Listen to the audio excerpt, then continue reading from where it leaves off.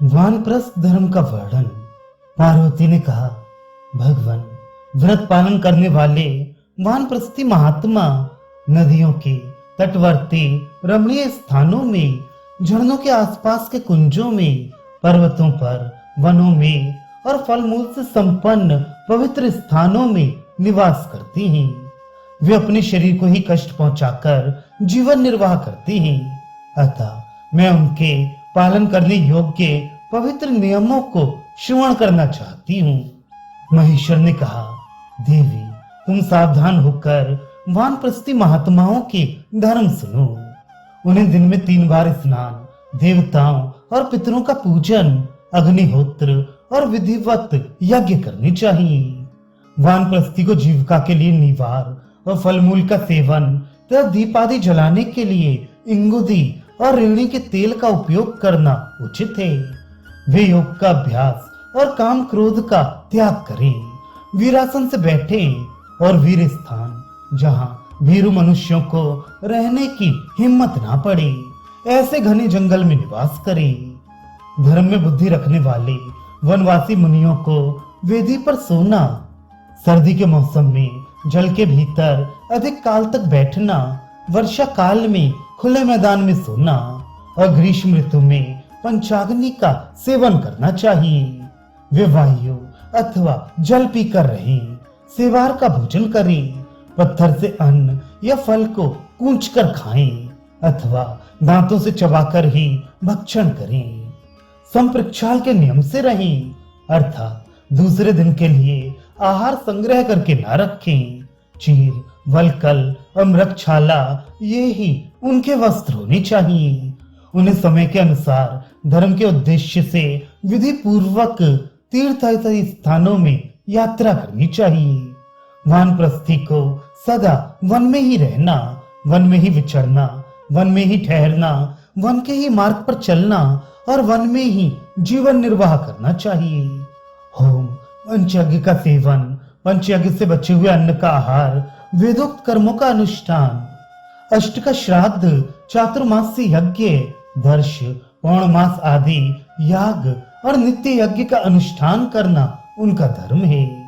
वानप्रस्थी मुनि स्त्री समागम, सब प्रकार के संकट तथा संपूर्ण पापों से दूर रहकर वन में विचरते रहती हैं। सुरवा ही उनका पात्र है। वे सदा आहावनी आदि त्रिविध अग्नियों की परिचर्या में ही लगे रहती हैं और नित्य सतमार्ग पर चलती हैं। इस प्रकार मुनि वृत्ति से रहने वाले वे वानप्रस्थी संत परम गति को प्राप्त होते हैं। वे सत्य धर्म का आश्रय लेने वाले और सिद्ध होते हैं। अतः महान पुण्य में ब्रह्मलोक तथा सनातन सोमलोक में गमन करती हैं। देवी, वानप्रस्थ का नियम पालन करने वाले इन तपस्वियों में कुछ तो तपस्या में संलग्न रहकर सदा स्वच्छंद विचरने वाले होते हैं और कुछ अपनी अपनी स्त्री के साथ रहते हैं। स्वच्छंद विचरने वाले मुनि सिर मुड़ाकर गेरुए वस्त्र पहनते हैं। उनका कोई एक स्थान नहीं होता, किंतु जो स्त्री के साथ रहते हैं वे रात्रि को अपने आश्रम में ही ठहरते हैं। दोनों ही प्रकार के ऋषि तीनों समय जल में स्नान करते, प्रतिदिन अग्नि में आहुति डालते, ऋषियों के बताए हुए महान धर्म का पालन करते, समाधि लगाते, सतमार्ग पर चलते और शास्त्रोक्त कर्मों का अनुष्ठान करते हैं। पहले जो वनवासियों के धर्म बता आए हैं उन सब का यदि वे पालन करते हैं तो उन्हें अपनी तपस्या का पूर्ण फल मिलता है। जो मुनि स्त्री को साथ लिए रहते हैं वे उसके साथ ही इंद्रिय संयम पूर्वक वेद धर्म का आचरण करते हैं। उन धर्मात्माओं को ऋषियों के बताए हुए धर्म के पालन करने का फल मिलता है। धर्म पर दृष्टि रखने वाले मुनि को कामनावश किसी भोग का सेवन नहीं करना चाहिए। जो हिंसा दोष से मुक्त होकर संपूर्ण प्राणियों को अभय दान कर देता है उसी को धर्म का फल प्राप्त होता है। जो संपूर्ण प्राणियों पर दया करता, सबके साथ सरलता का बर्ताव रखता और संपूर्ण प्राणियों को आत्मभाव से देखता है वही धर्म का फल पाता है। चारों वेदों में निष्णात होना और सब जीवों के प्रति सरलता का बर्ताव करना, ये दोनों एक समान समझी जाती हैं। बल्कि सरलता का बर्ताव ही विशेष फल देने वाला है। सरलता धर्म है और कुटिलता अधर्म। सरल भाव से युक्त मनुष्य को ही धर्म का वास्तविक फल मिलता है। जो सरल बर्ताव से प्रेम रखता है वह देवताओं के समीप निवास करता है।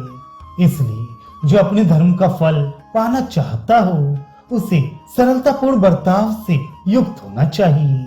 क्षमाशील, जितेंद्रिय, क्रोध को जीतने वाले, धार्मिक भाव से युक्त, हिंसा रहित और धर्म में मन लगाने वाले मनुष्य को ही धर्म का वास्तविक फल प्राप्त होता है। जो पुरुष आलस्य रहित, धर्मात्मा, सत्मार्गामी, सच्चरित्र और ज्ञानी होता है वह ब्रह्म स्वरूप हो जाता है।